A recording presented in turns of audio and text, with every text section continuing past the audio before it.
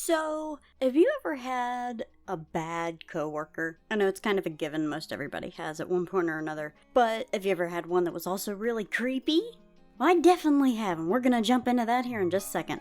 Now first, let's start off with, hey, what you drawing?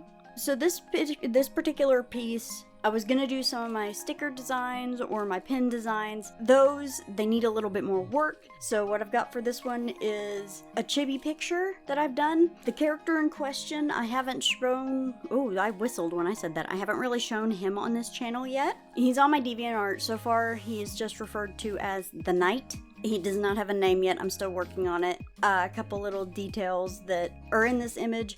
First off, I did a dumb when I was doing my line art. I did a big dumb when I was doing the line art. The line art for, I think, the sword and maybe a couple of other things are on the same layer as part of the background rather than just being grouped in with the rest of the character line art. That was a big dumb on my part. I'm not used to doing images that have like full-blown backgrounds, so I'm actually kind of proud of this one. There is that. You'll see me struggling a little bit with my coloring process and some of the details because of being a dumb, and I wanted to let you guys know that real quick. There are a few details that I really like in this piece, like the little crescent moon motifs in a couple different places. Notably, I think the button of one of his packs and on the hilt of his sword. Those are little details that'll go into his character that I'm going to expand on more later and talk about more later. Another thing is a consistent thing with this character that's probably going to come up, especially with some of the ones that are more fantasy looking for this particular project for Trace, is the little dangly earring on one ear. Doesn't matter which ear, it's not customary for one ear or the other, but I play around, at least with my more fantasy-oriented stuff, that engagement jewelry can vary between, like, different regions and all of that, but my personal favorite is either an ear cuff or a very pretty specific like ear decoration, like his dangly earring. And so that is significant to the character, as is actually the blue cloth at his belt. It relates to his partner, who I still need to draw, but I think it's very customary, especially in his particular society. He is a bit of a kind of my version of dark elves, not really dark elves. They're referred to as the Fell. I'm not going to get into the whole thing of the naming convention and all that right now, because I could do a whole breakdown on that stuff later, and I might, if people are interested, I might actually get into that. I think it's very customary in his culture to, even when dressed up in a sort of uniform, to have something on your person that is either something of your partner's or something that is their preferred color or something like that. And that's what that has to do with, and I will get more into that at a later date in a different video, especially if you guys seem interested in it. Also, before we jump into the actual story, I do want to say, the channel, we hit 500? We hit 500 subs. I'm a little bit stunned and floored and amazed, because like whenever I hit 200 and then it kept going, I was like, well, I'll set 500 for my end of year goal. Yeah, I'm not sure yet what my end of year goal is going to be now, because now we've blown past that. We're like a good 20 subs past that now, and I'm confused. This is at the time of recording this, so I can't say anything beyond the time that I am recording this, because I am floored. I don't know what I started doing different, but I guess I think my commission video just kind of caught the algorithm just right, probably. Other than like doing drawn thumbnails, I cannot think of anything else that I did different, other than, well, okay, my descriptions and titles are a teensy bit different, but that's it. I'm not complaining, I'm excited. I'm just confused and mildly terrified because there are so many people here now. This is weird. But I'm going to get into the story now. If you have any input or interest in the character in this piece and want to know more about him, let me know, or more about the different things for my fantasy stuff, because despite the fact that this character and the one that I've been referring to as the princess looking very fantasy oriented and technically are, the other two characters that I've posted from, the other three, I forgot that I did Willow, but the other three that I've done for this are very clearly very modern. So if you want to know more details and want to hear more info about all that, just let me know, because I get very excited to share details about my little passion projects and things like that I want to do. But without further ado, let's get into the actual story. So like I said, there have been more than one creepy coworkers that I've had. There's been more than one. It's kind of inevitable. I've worked at technically 3 different places, 2 of which are retail. When you work retail or food service, you're gonna run into some creepy people. That's all but a guarantee. It's going to happen no matter how much you try and avoid it. Sometimes you'll get creepy customers, and sometimes you'll get creepy coworkers. I've had both. This is about one of the coworkers, and this was at my first job. And something that is going to be a detail that becomes relevant a bit later on is that at the time, I wasn't a minor, but I also was not at drinking age. I was right about, I want to say 19, 20 right at this point in time. And if I was 20, I'd only just turned 20 at the time of all this happening. I want to say though that I was 19, but no, I may have been 20. Regardless, the fact that I was not old enough to drink will become relevant in this story. I almost had to have been 19 at the time, because my partner wasn't old enough to drink either. Yeah, anyway, getting distracted. I'm good at that. So this was at my first job. It was at specifically a grocery store. I mentioned in the last one that I worked at a pharmacy. That was my second job. My first one was at a grocery store. And it was specifically a grocery store, not like a big superstore like, the Mart of Walls. I don't want to specifically say the names properly. I don't know. I'm weird. But it started with a K. That's as much as I'll say about the name of the place. And when I started there, it wasn't too bad. Of course, running the registers, you'd get people who were creepy. You'd get creepy customers. The number of times when I was running buggies out in the parking lot that I nearly got run over because people drove like idiots and came flying up through the parking lot at way too high of a speed was ridiculous. I saw some crazy things at this. Like, I think there was this one person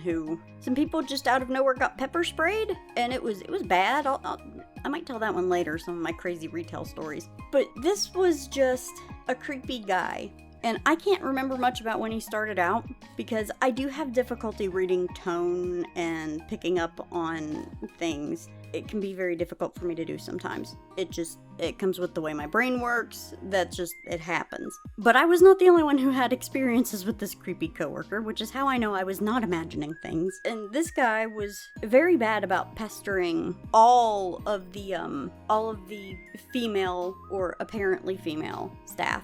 I say the latter because I myself am non-binary.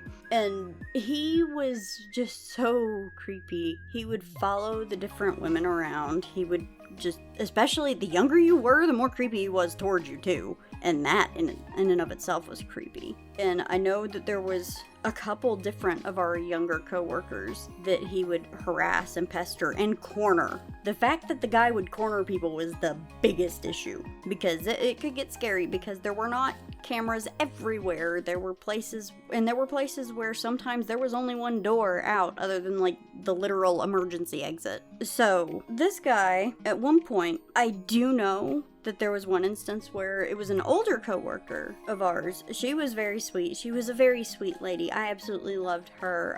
I still adore her. I'm still friends with her, like, on Facebook and stuff. And she seems like she's doing well, which is good. But she literally ended up pinned between the guy and the wall in the break room. And it's like, there was no real small escalation of stuff that really happened. This was like, I remember going to either clock out or go on break.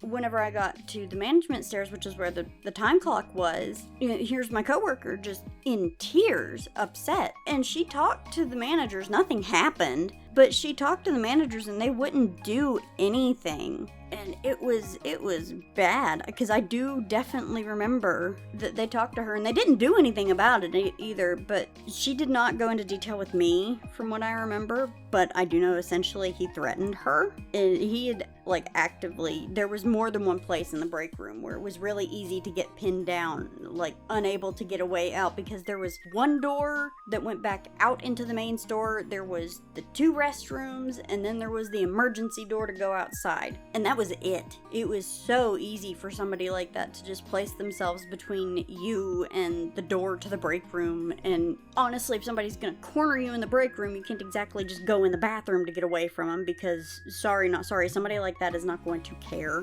whether or not you go into the bathroom to get away from them, because it was your typical bathroom with stalls. It was not like a door that you could lock. But he threatened her, and he cornered a few others too. But one of the things that really stuck out to me was that the guy would try and talk to me, and would try and talk to my partner, and would say some inappropriate stuff. I usually tuned him out and just got away from him as quick as possible. I know that some of the older male coworkers absolutely would not stand for it whenever they saw it, but it took forever for them to see it just because he was sneaky. And we had a few who would keep an eye out for us, especially the really older ones, because they were really sweet. They had been there for a long time, and they were very protective of the younger coworkers, especially if you happened to be female or female presenting.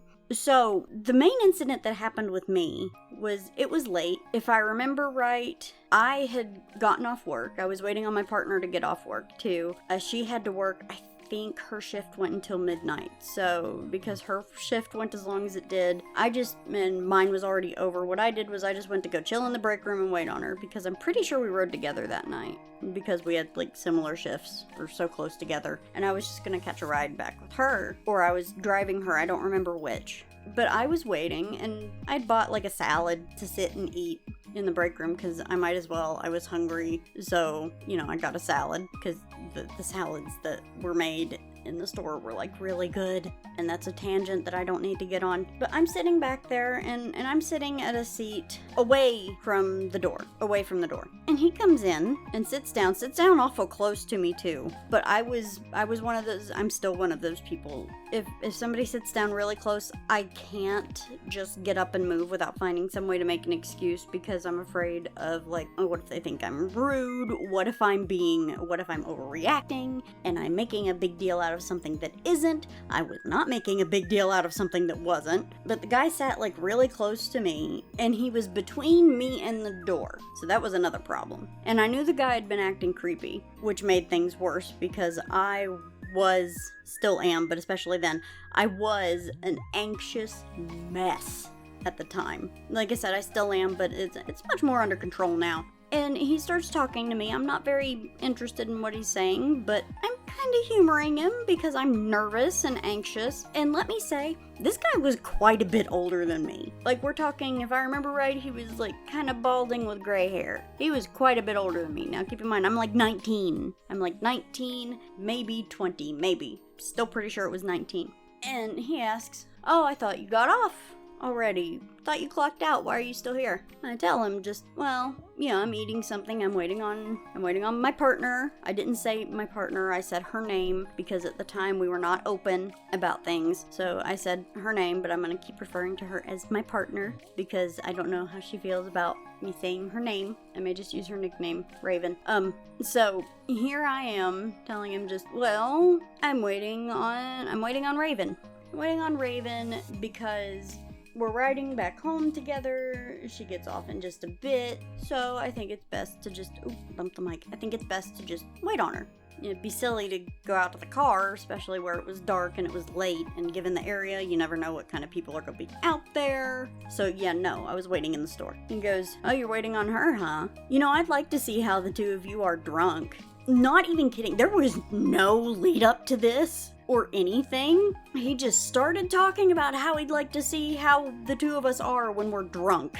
There was no lead up, and I was flabbergasted. My flabber has been gasted. It was bad. My bam has been boozled, okay?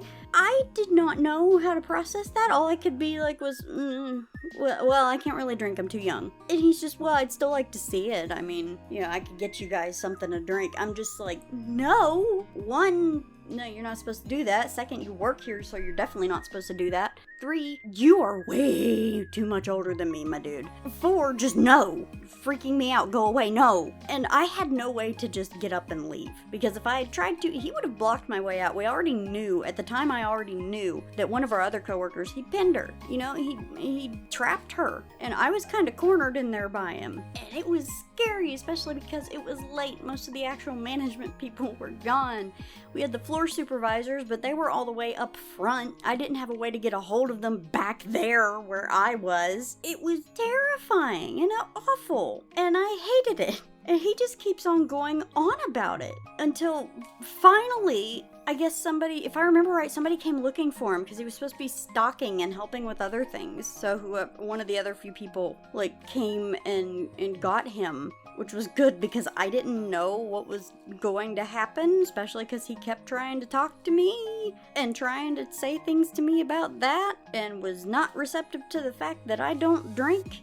Because he was just like, well, you'd drink something I got for you, wouldn't you? And I'm sitting there thinking, no, because I don't know what you do to it. And it was awful and scary. Especially at the time, I was a very small person. I'm short anyway at the time. I wasn't in shape, but I was a lot slimmer than I am now. I was a lot lighter. I was a very small person compared to him, and it was scary. So once he was gone out of the room, I booked it. If I remember, I booked it back up towards the front, and I just kind of found ways to linger up there, if I remember, until Raven was done with her shift and we could leave. I told her what happened. She was not happy about it. She's still not happy about it. She still feels like she should have just, beat the heck out of him.